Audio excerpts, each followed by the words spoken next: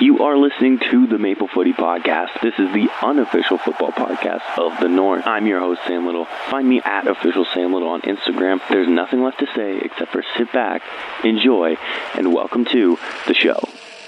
Hello, yes, welcome back to the Maple Footy Podcast, the unofficial football podcast of the North. And over the past weekend, I had a great time watching as much football as I possibly could, I think. It was good. I really enjoyed it. Watched, of course, Chelsea got the victory against Newcastle 2-1. And then, of course, sat in front of the TV to watch York, Ottawa, and then went to Tim Hortons Field to watch Forge and Cavalry. So a lot to talk about in the CPL playoffs so far. We'll start with the game that was first of the weekend with York and Ottawa, and it was a decent game. I think once again, kind of like the last York game, it was a cagey affair a little bit, especially in that first half. I would say it came alive in the second half, and then really from that second half onwards, if that doesn't sell you on the CPL, then I don't know. Maybe I just don't know what will, because after that second half, it was a highly entertaining game, and it had just about everything you could possibly want.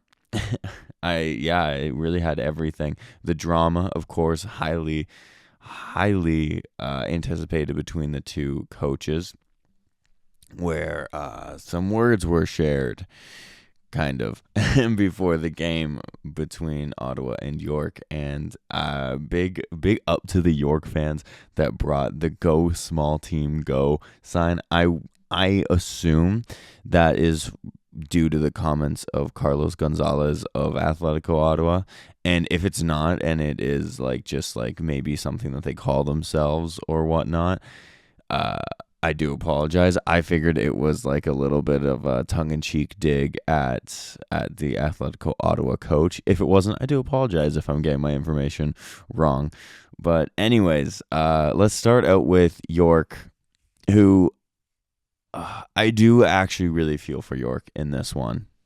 They were, of course, the underdogs coming in, and like I said, alluded to, were kind of kicked by Carlos Gonzalez on the way through to this match, and the heart and desire that I think they showed kind of won over the neutral. I would say, as a neutral myself in this game, I know York is kind of pretty close to Forge, so they're a bit of a rivalry, but as a little bit of a neutral in this game, they really won me over just because of how much they wanted it. The traveling fans being there, the team they were trying so hard, especially in such a tough environment to go like Ottawa, who are pretty well known for their great support of Atletico Ottawa.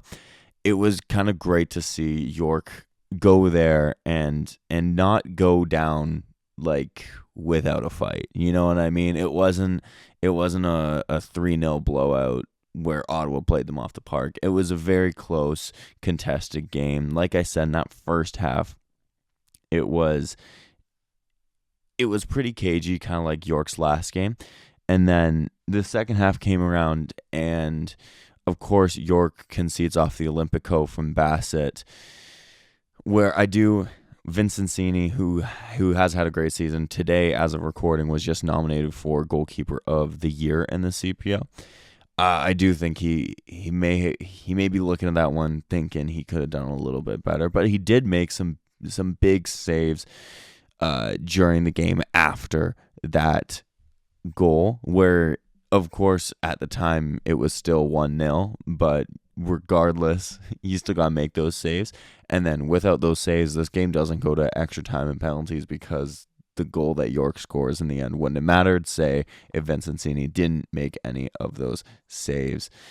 But I thought it was a solid outing from him, barring that goal. I do know that's probably a tough one to overlook, but I do think it was still a solid outing from him. Their back line, of Higgins, Stirring, and Leon, once again, I thought was solid, much like last game. They really kind of shut down Ottawa's attack, who's one of the best attacks in the league. Of course, Bassett is their creative, number 10. Del Campo, Tabla, by the way, was very good, but we'll get to Atletico Ottawa in just a little bit.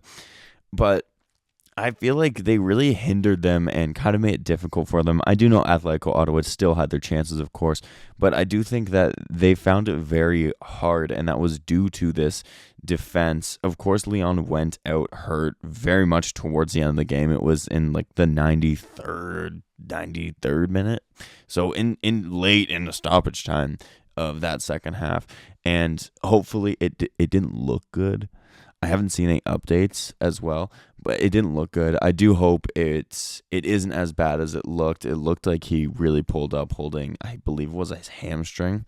So really hoping it's nothing serious, as that would just be a terrible way to end your season.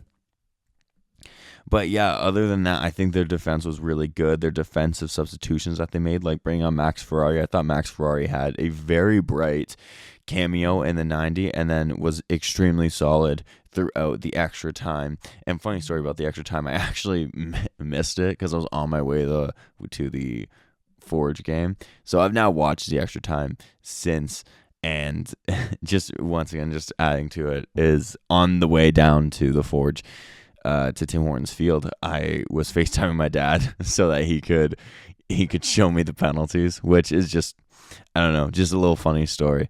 But yeah, anyways, Max Ferrari, I thought was extremely bright, came in and I think really helped kind of was a great presence, I thought, going up and back, did the bits defensively and offensively.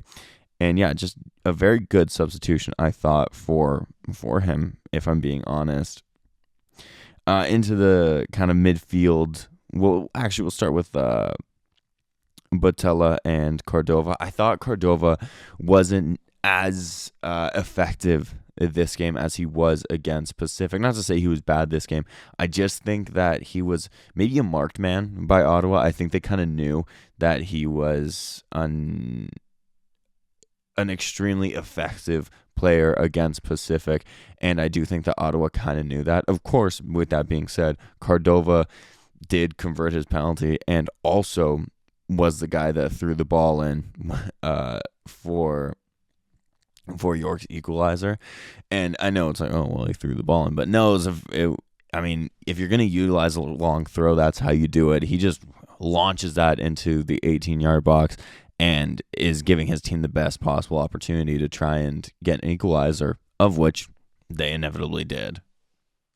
Botella, kind of opposite of Cordova, I think also wasn't as effective as he was against Pacific, but once again, definitely did work hard. He ran his socks off, that's for sure. I don't think we can debate that. And what I do really like about Botella is the fact that he's always up for it. You know what I mean? Like, he's kind of like how I talk about Richie Larea when I'm talking about Canada. That's kind of like what Botella kind of reminds me of where it's like he's so passionate, he's so into it, he is ready to do anything it takes for his team. And those are the things that you can't really judge on, like stats or any of that stuff. So that's the kind of player that I really do like to appreciate, because like I said, maybe you look at his stats for the game and it's like, oh, he might have had a quiet afternoon. But then if you actually watch him, you can tell how much it means to him. You can tell that he's by his teammate's side. He's always the first one to kind of back his teammate. And that's just kind of the stuff that you like and that you love to see in this sport. Moving into like their center of the park. Apart from conceding a penalty extremely early into extra time, I thought Elijah Adekubi had a very good game. He was really running that York midfield. I think a lot was going through him, and he made it extremely difficult for his opposite numbers, of course, on Atletico Ottawa, to kind of really fully get control of their game, which I think is something that Adekubi's done well this season, and of course has made a career of, given the fact that he is in the CPL and he has been in the league since the early days and is an extremely well respected player. And there was actually a really funny video. This is totally a little bit of a tangent, but there's a great video. I can't remember which Instagram account posted it, but they were doing like a fan interview segment outside of BMO Field after the game against Panama, and Elijah Adekubi just like jumped in and started celebrating with the fans, and I thought that was a really cool moment, just to show like, you know, these guys are as excited about football in this country as, you know, we are. But anyways, his midfield partner, Baltissimo, got pulled off at halftime, and I don't really think he had the impact on the game. Obviously, that was desired given that he was pulled off at half. That's not a slight on him either. I do think he's a very good player. I just don't think he was impacting the game really a whole ton, and that's not really a negative or a positive. But then once Martinez came in, I felt like he was extremely involved in the game, was really hardworking, only 22 years old, hopefully a very bright future ahead of him.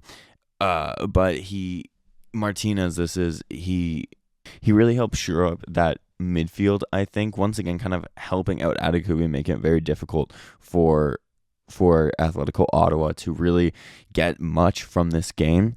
And then looking at the other man in the center of the park, yes, we had like 3 centers of the park here. Cabatzo, I'm very sorry if I'm mispronouncing his name. Once again, I think he really complimented Adekubi well, and I think that's kind of the point here, is that these guys were brought in to kind of help complement Adekubi, and in turn he compliments them very well. And Cabatzo obviously was pulled off in the 77th for Brian Wright, but I do think he still had a very solid outing, and one that he can definitely be proud of. And that goes for all of York's players, really. I think it's an outing that each of them can be proud of. I don't think, as I believe I said in the last recap, I don't think there's a player that should be hanging their head in shame, disaster class. I think they all definitely put in effort. You know, some obviously shined more than others, which is, of course, always expected. There's minimum 22 guys out there, you know, and then substitutions and whatnot. But anyways, moving up, Slavenkovic, I thought kind of similar to Baltissimo, who they were both pulled off at half.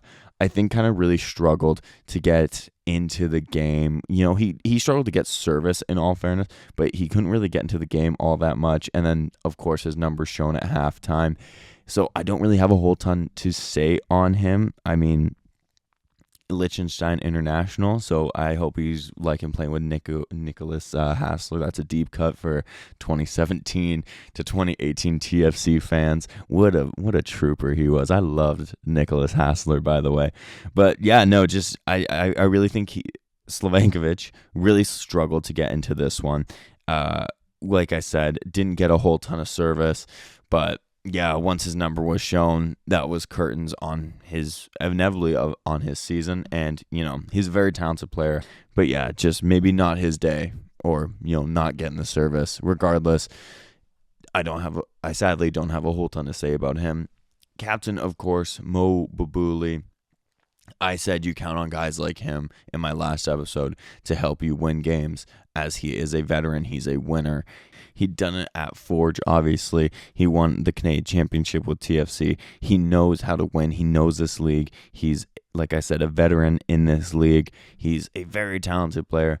And, oh my gosh, I was looking like a genius about 4 minutes into extra time as he gets a extremely clutch goal, probably the biggest, probably second biggest. His biggest will probably be his goal last game against Pacific, but so one of his top 2 biggest goals for York as the captain. And I was looking like a genius, but of course penalties are always 50-50, and sadly he is the man that misses. But regardless, my statement does still stand. He's the one that helps step up one of the 2 players, and I will get to the next player very soon, but he's one of the players that steps up in a big moment when you need him. As a captain, I believe steps up and helps bail his team out. Of course, sadly, he is the one that missed the penalty, but as I've said multiple times on this podcast, I don't really rag on guys for missing penalties. Everybody misses, and someone has to miss. Otherwise, they would still be doing the shootout. You know what I mean? But it's a shame that he's the one that misses, as it's such an important goal, and you can see what it means to him. You can see what it means to the fans, to the players, and it's just a shame, that they don't win at that point, but just a very class performance from Maple Footy. I think he did a lot with a little bit, if that makes sense. Kind of like his strike partner at the start, Slavenkovic.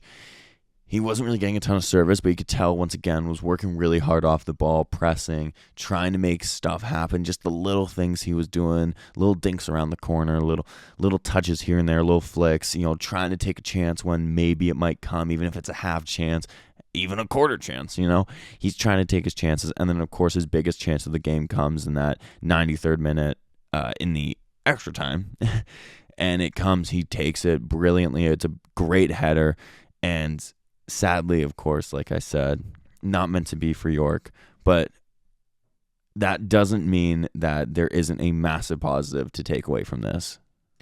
Yes, I think if you watch the game, the 16-year-old sensation, Shola, oh my gosh. You come into a playoff game when your team, I know he came on at 0-0, but pretty soon after he comes on, they're 1-0 down. You come on in a high-pressure scenario, and to produce that level and caliber of performance, just take a bow. Just take a bow, please. And York, or whoever he plays for throughout his career, please nurture him, manage him correctly. Please, please, please. He is 16 years old. The talent that you can see in this kid is unreal. 16. What were you doing when you were 16? I can tell you what I was doing when I was 16. I was just, in high school, working part-time. This kid is playing for York, and I really hope that this is the beginning of a great career, because wow, he comes on and all hope is lost in the 92nd, 93rd minute, and what a goal, by the way. The first and most alert person in the box is the 16-year-old youngster. Steps up, lashes a left-footed boot at it, and greatly into the top corner. Keeper doesn't stand a chance. The Ottawa defense is standing there, and he wheels off celebrating. It's unreal. And then to top that off, your team goes down again in extra time. Usually when you can see it in extra time, it's usually curtains. You know what I mean? I know, shameless Forge plug, I know Forge came back last year in the final going down in extra time, but name as however, what other times can we really think of off the top of our head where someone goes down in extra time and then really ever gets another goal? It's usually, I know it's not a first goal wins rule, but usually typically it's first goal wins in extra time. No, Shola decides, nah, man. Nah, we're going to lock in here. And lock in they do, because a beautiful cross in for Maple Footy, and 2-2. It's truly unreal, and the fact that he's 16 really gives me so much hope for the CPL, because this is what the CPL, one of the things I think the CPL should be doing, bringing in young talent, 16, 17, 18, 19, 20, 21, let these guys come in, get minutes, play, and you see the talent, you see it. Who knows what could happen, right? Give these guys a chance. And like I said, I really hope that York or whoever he plays for throughout his career nurtures him and manages him properly, coaches him right, and he keeps showing this class, because this is just class. That's what it is. So amazing performance from him. It's really one of those moments where you go, wow. Sorry, I just had to really talk about that, because 16 years, that blows me away to change a game, It's really amazing. But anyways, we'll move on from York, and I just hope that they find some pride in this season, as it's probably the best season the club has recorded in its history. As first round of the playoffs, they make it out, a maiden playoff win, and then you take it all the way to penalties, the first ever penalty shootout in CPL history, and you take it all the way to penalties. It's tough to lose that way, but I do think that there's a lot of pride in this one for them. Now, moving on to the winners, Atletico Ottawa. It was a good performance from Ottawa.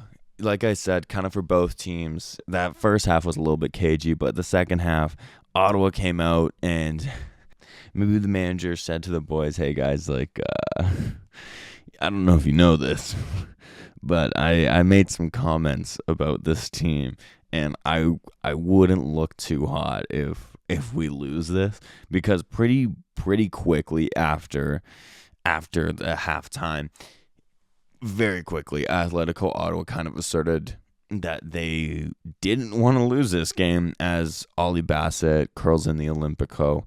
And then from there, it really felt like a matter of they're trying to really see out the game, looking for a second goal, which never came in that 90-minute period. But definitely a performance that I think will fill a lot of Ottawa fans with hope going against Forge on November 2nd. Sorry, I had to think of the date. On November 2nd. I think it's going to fill them with a lot of hope. Starting out with their goalkeeper, Ingham. I thought he had not a whole ton to do outside of the two goals. Like I kind of alluded to with York, they were kind of had half chances, never really like proper ones where that would make a goalkeeper work all that much.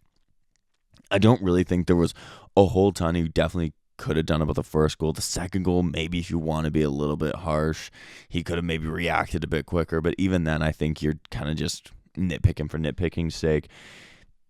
He is a very good goalkeeper, but I really just don't have a whole ton to sadly say on his performance, because I really don't think he had a whole ton.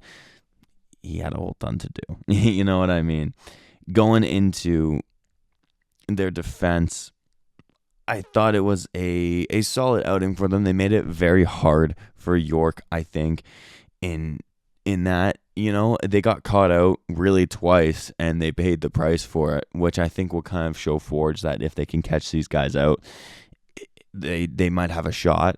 But I think those are really the only two times they were caught out, is my point. They didn't really put much of a foot wrong outside of those times. You know what I mean?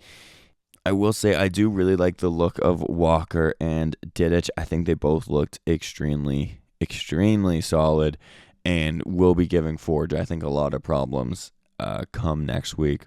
Moving at their midfield, I mean, Ollie Bassett is class. We know this, the 2022 MVP of the CPL, and it's obviously a well-earned one.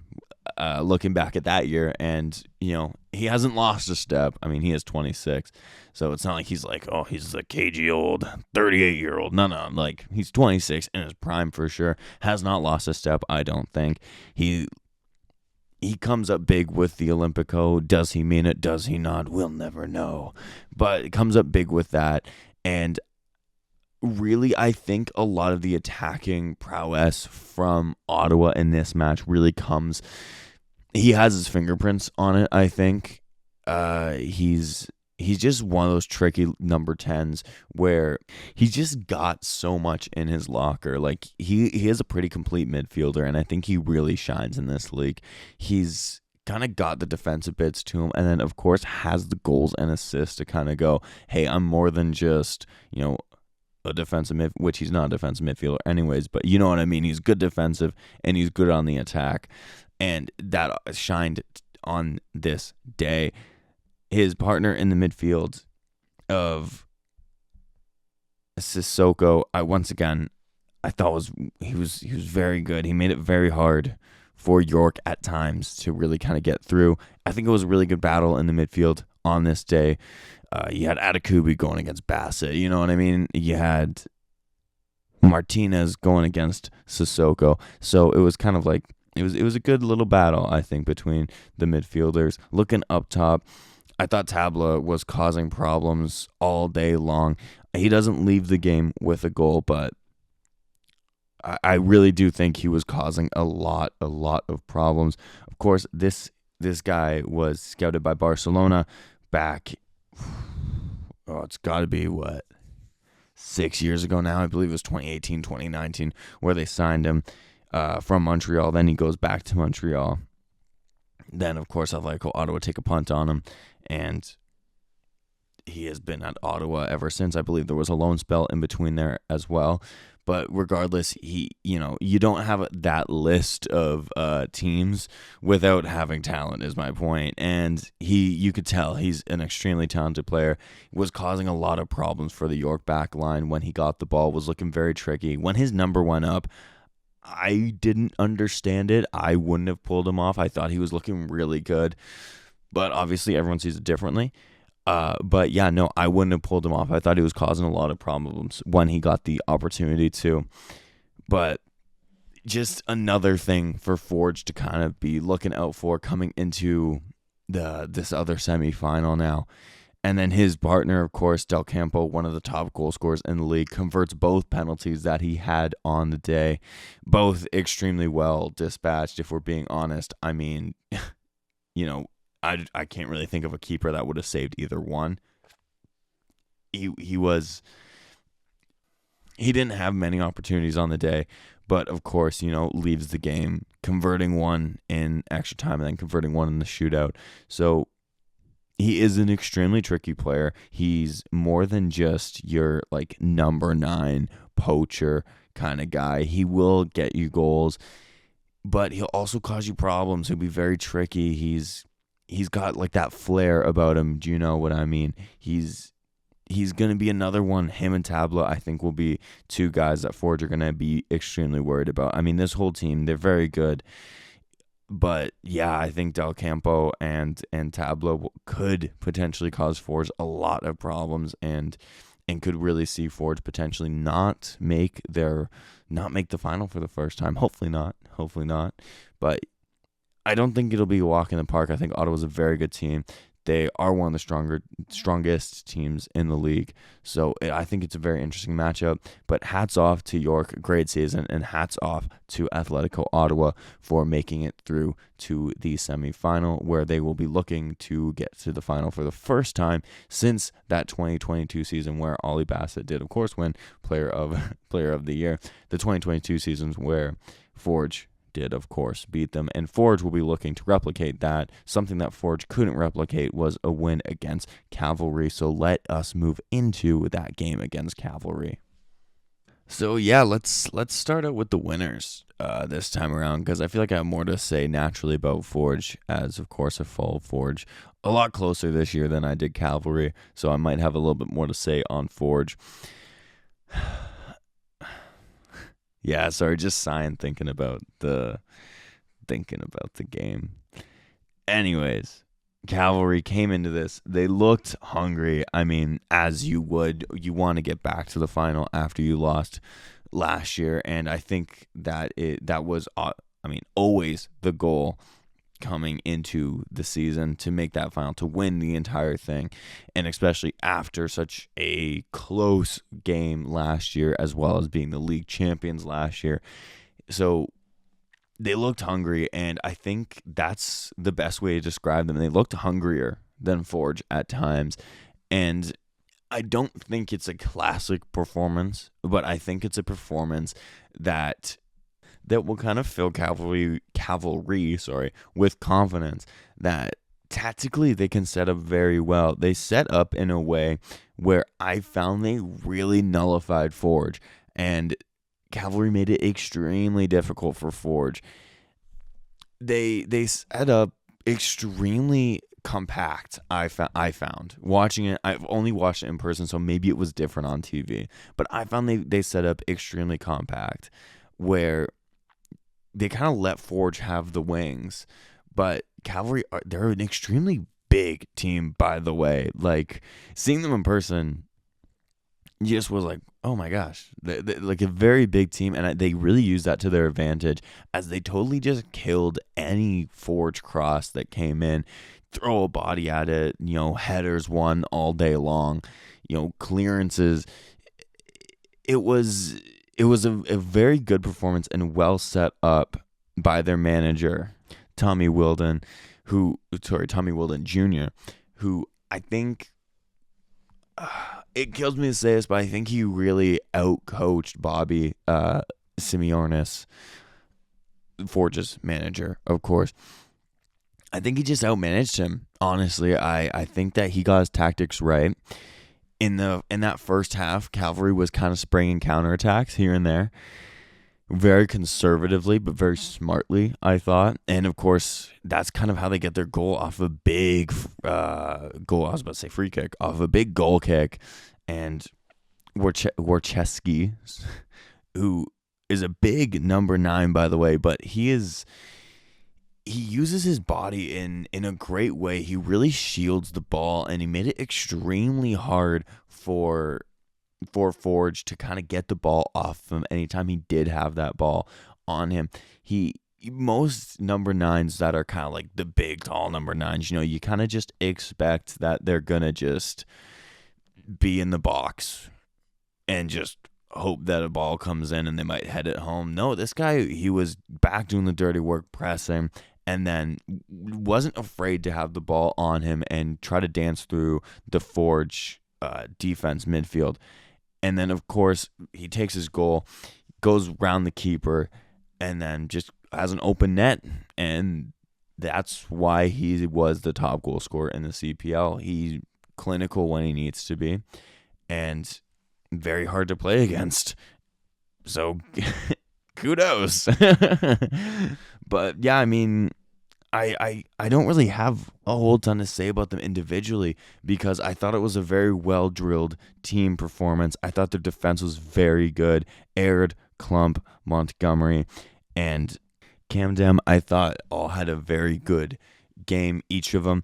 They made it, like I said, extremely hard for Forge, and really didn't put much of a foot wrong. Then they brought on Charlie Trafford, who's another just big body, and made it even more difficult. They're outside of Warchevsky. I can't really say a whole ton about their attackers, because I don't really think it was a game about the attackers for them. I really don't. Ali Musi didn't have a whole ton. Jay Herdman, I don't think he had a whole ton. He had some nice little battles with Duncan on Forge, where I think Duncan actually really came out the victor on the day. But of course, Duncan won the battle. Yeah, I guess you could say Herdman won the war. And outside of that, I really don't have a whole ton to say. I thought they were really well set up. I thought they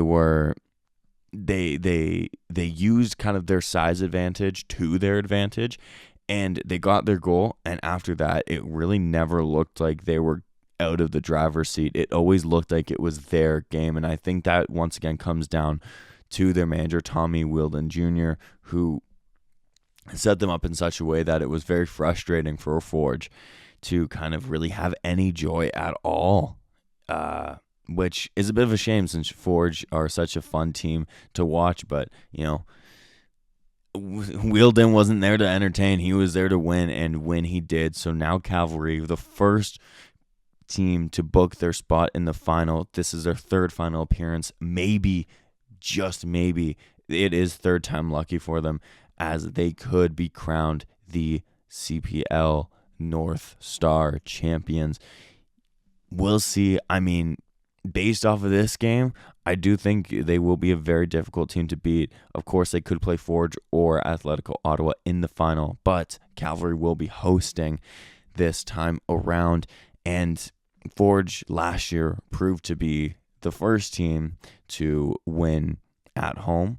So now that curse is broken, who knows how many home teams could win it. Now it could only be home teams that win it here on out. You know what I mean? But yeah, no, I mean, just one of those performances where maybe it wasn't the prettiest, it wasn't the most entertaining, but it was the one that gets the job done. And that is what matters most, the result at the end of the day. And that's what they got. They got the result. So moving on to Forge, who I said would be going hopefully for the 5th of 6.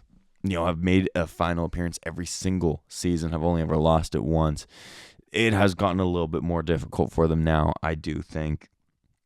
They, of course, were the league champs this season, and no league champ has ever won the North Star Cup / Shield, depending on which year we look at. But either way, if you finish first, you haven't won. And has that jinx reared its ugly head again? Time will tell. But judging by the way they ended the season and now have kind of continued that into their playoff, it's not looking ideal for Forge. I will say that much. Atletico Ottawa looked very good, and Forge haven't looked very good in the last couple of games. And one of those games did come against Ottawa at home. And guess what? Forge will be hosting Ottawa at home for a last do or die to get into the final. If anybody can turn this around, it is Forge. They are the CPL dynasty, and they are winners. They know how to get this done. So if anybody can get it done, it is them. As I kind of mentioned, the first team to host the final and win, and also the first team full stop to win the entire thing. 4 of 5, shooting for 5 of 6. Would you bet against them? I don't know. Right now, they aren't looking great, and I think Cavalry really kind of showed Ottawa how to kind of beat them. The only thing with Ottawa, though, is kind of they don't have that size advantage that Cavalry does, but Ottawa obviously did not need it come a couple of weeks ago when they did beat Forge. So I think it's a very interesting matchup. I think Forge has made it extremely hard on themselves. Now, kind of looking at where it kind of went wrong for Forge, and I think it went wrong pretty much everywhere, if I'm being honest. And I say this from a place of love. I've seen as many Forge games as I could this season.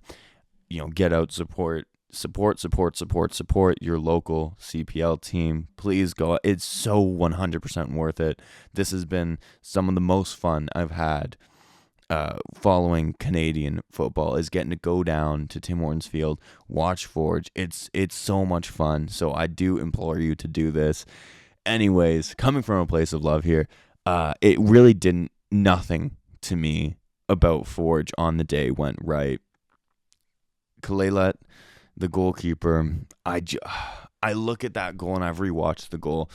I just don't know what he's doing. And I think he's had a very good season. Both Forge goalkeepers, I think, had very good seasons, Colungo and Kalelet. I just don't know what he's doing. He's come out with any real plan, and just doesn't commit to anything. And as a goalkeeper, you have to commit. He doesn't try to get the ball off Orcheski. I don't know if he was scared of fouling him or, maybe hurting a Forge, one of his teammates. I don't know. But I do know that he did make a couple of nice saves here. But inevitably, it's that one goal that is the difference maker. Of course, this isn't me blaming Kalelet, because I actually think that Forge probably could have and should have done a lot better, and probably could have bailed him out, as he has a couple of times bailed Forge out this season. Just sadly, no one was there to bail him out this time. Looking at their defense, I really don't think their defense has much to really be upset about, apart from the fact that they did concede, because I really don't think the defense had a bad game. Bellewu, the left back, I thought stepped in greatly for the suspended Daniel Para, and I actually really rate Bellewu. I think he's a very good left back, and I thought he was very good on the day. He was really trying to press forward, but also never really got caught out defensively. There was a couple times where he could have, but he didn't. He didn't really put a foot wrong in this match, which I think is why football can be so cruel sometimes. Your defense plays very well, and yet you lose. You know what I mean? It's one of those things. Looking into the middle, of course, Matusala, who, by the way, I really hope he's not injured. He was holding his his knee that was wrapped. So and then was obviously subbed off. I really hope he's not hurt. That would be such a blow for Forge going into the next game, and would just once again be such a terrible way to end your season. But hopefully nothing too bad. Hopefully, cross your fingers. But yeah, once again, really didn't have a whole ton to do. I mean, the first half, I think he was a bit busier than he was in the second half. And yeah, once again, I don't really think their defense was that bad, guys. Yodi Janssen was also, I really rate him. I think he's a great center back in the CPL, and he's got that leadership quality about him. You know what I mean? Has been there throughout all of Forge's history. So just a top player. You know what I mean? Nothing left to say on him. And then Malcolm Duncan, I thought was probably Forge's man of the match. I really scratched my head when they pulled him off, but I thought it was their man of the match. He really, I think, locked Jay Herdman. Every time I say Jay, I want to say Jay Chapman. Shout out once again, TFC Deep Cut. I have a Chapman jersey, actually. I met him. Met him and Liam Fraser back in 2019. But anyways, Malcolm Duncan, I think, really locked up Jay Herdman really well and made it very difficult for him to really get into the game. Once again, Duncan, kind of like Bellewu, was able to kind of get forward, try to push forward. Of course, sadly, it didn't amount to much. I don't think through any fault of his. But yeah, I thought he was probably Forge's man of the match. Looking into their midfield, I think this is where the positives kind of end. I thought Hajabapur, was good. He made a big goal line clearance. It was greatly done, and that's why they signed him. He's such a solid kind of defensive holding midfielder, and he clears that ball off the line. Could have been 2-0 come the end of the game, but without that, it is 1-0. And you would think when you kind of have that moment of where it's like, okay, I feel like that's a warning shot, because it was 0-0 at the time. I feel like that's a warning shot. Maybe boys wake up a little bit. Inevitably they don't. But yeah, I thought he was probably their best midfielder. And then Kyle Becker, I absolutely love Kyle Becker. I will always sing his praises. Was he 2021 MVP or was he the 2020 MVP? Regardless, one of the best players that the CPL has had and is a Forge original, captain of course. He just looked off the pace on the day. And this isn't me saying, oh, he's washed. You know, I do understand he is 34 years old, but by no means do I think his playing days are behind him. I do think that he still has a lot to give to Forge, but he just looked off the pace on the day. He didn't look like he could keep up with the Cavalry midfield. He wasn't controlling the game as you would expect Becker to control the game. It was just such a shame, because he is a guy that you can usually rely on, even if your team isn't playing greatly, that you can rely on him to really have those standout moments, really help calm down a game, control the tempo, and he just sadly didn't here. But yeah, I mean, I have so much love and respect for Kyle Becker. What he's done for this team, and I think league, are kind of irreplaceable, and I will never be sitting here going, oh, well, you know, ragging on the guy. I just don't think it was a good performance from him on the day. But of course, he wasn't really alone, I don't think. I think moving kind of forward in the pitch, Chouanier, I think, really struggled to get into this one, which, once again, he's a crafty winger. When you're getting so much space and time on the wing, you would hope that someone of his talents, because he's a very talented player, could maybe pull out his bag of tricks, but I don't know. It just wasn't happening on the day for him or the other winger, Badibanga. It wasn't happening. And I think that this, in my opinion, this comes down to management. You have two extremely crafty wingers in Badibanga and Chouanier, and to just kind of have them whip in crosses when it didn't work all game, I think as a manager, you have to step in and you have to change the game plan. So I'm sorry, Bobby Simeonis, I love you, but it wasn't working. Something needed to change, and it never changed. The the people I went to the game with, every time Forge kind of every time Forge kind of pushed forward, you kind of knew exactly what they were going to do. They were going to just whip a ball in, and then it was going to get cleared. Or it would find a Cavalry player, or it would be overshot, or the keeper would claim it. Either way, it wasn't going to a Forge player, and it never, ever changed throughout the game. It didn't change. And as a manager, you have to change. You have to adapt, especially for a manager of Simeonis's talents. He's a proven winner. I mean, he's been the spearhead of Forge for the 6 seasons now, and you would expect him to kind of change it, and he never did, and I don't know why. They never really even shot the ball all that much either. Like, I can think of Noah Jensen when he came on, he had a chance from outside the box. Kyle Becker had a chance, and then outside of that, like, the wingers just didn't. They'd get the ball and then they cross it in. Like Batty Bunga, I saw him in the final last year get into similar positions that he did in this game.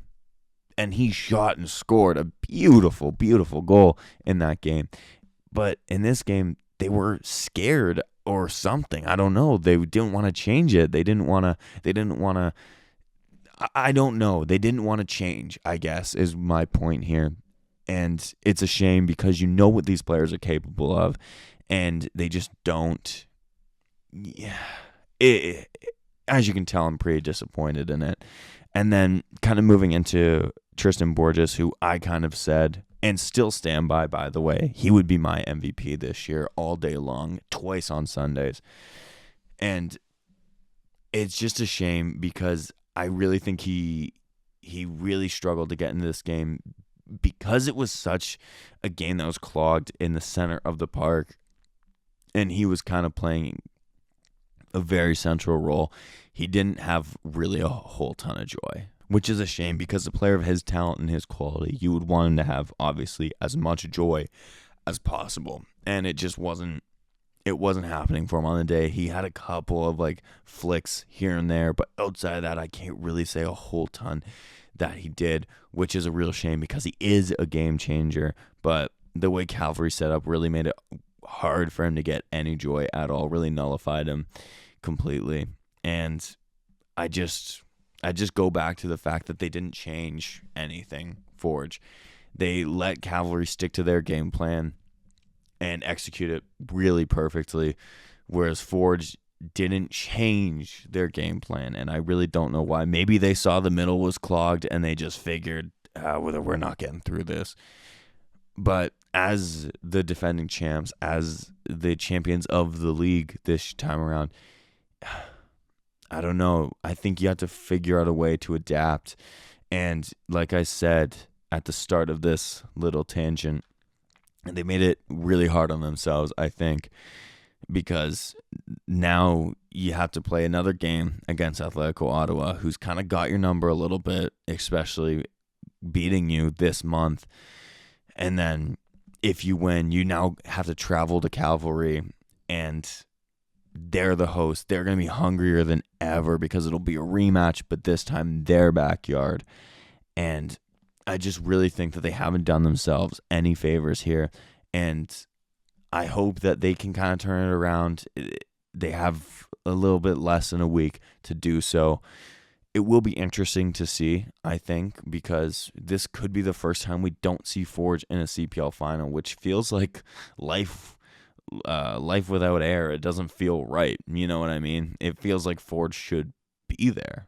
What's going to happen if Forge isn't there? I've only known Forge being in the final. So if they're not, it'll be very strange, but very, very interesting. I think it's a very interesting setup here that we got Atletico Ottawa and Forge. Forge obviously hosting this game, and the winner will go to Cavalry, where Cavalry will be hungrier than ever. Can Forge become the first team to ever win it, first team to ever win at home, and the first team to ever win the league and then win in the playoffs? If any team can, I think it is them, but I don't think it will be easy. So please continue watching the CPL playoffs. I'll be watching the Forge and Ottawa game. And then, of course, the final between Cavalry and whoever it will be. Forge is going to need to pull their socks up, whereas Atletico Ottawa is going to probably just aim to do what they did against York, but not concede, in all fairness. Like, that's I think, really what it comes down to. Just don't concede is going to be the game plan. Do what you did, but don't concede. And Forge, I think, is going to be throw out the playbook and try something different. But it will be interesting. We're obviously rooting for Forge in this one. And if you're rooting for Ottawa, thanks for listening. I do appreciate it if you're a listener from Ottawa. But if you're rooting for Ottawa, maybe you will be the first team to prevent Forge from going to the final. And if you're a Cavalry fan, good luck in the final. No, I'm kidding.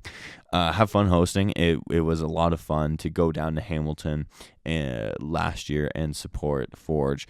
It was a whole ton of fun. So I do hope that the home support comes out in droves for them, regardless of who they're facing, even if it's Forge, because you want to see a full stadium. You want to see fans out in full voice. And, I'm sure that those players of Cavalry will want to see that. Getting the right to host is, I don't think, a task that should be overlooked. I think it's a great task to have, and I think it'll be a lot of fun for the fans. So please watch the CPL. It is worth it, I can tell you that much. And please continue supporting Canadian football. And thank you for listening to this entire episode. This was a lot longer than I thought it was going to be, but evidently covering 2 games that I watched and am pretty passionate about. I guess it's going to lead to a lot of conversation, but let me know if you've been enjoying the CPL playoffs. I think that they've been a lot of fun. Let me know who you think is going to be in the final. Will it be Cavalry and Forge, a rematch of the 2019 and 2023 finals? Or will it be a Forgeless final and we will have Atletico Ottawa, who of course reached it in 2022 against Cavalry, 2 teams that would be extremely hungry to win it. Both teams have never won it, of course, have been in the final, but have never won. So it could be very interesting either game we get. But who's going to win? Will it be Forge or will it be Ottawa? We'll see. I don't know. I hope it's Forge, of course. But yeah, follow here and follow me on my socials everywhere. And, of course, until next time, cheers, everyone. And that was your Maple Footy Podcast. Thank you so much for listening. Check my socials for any and all future updates at Official Sam Little on Instagram, where I am most active. And until next time, live, laugh, little.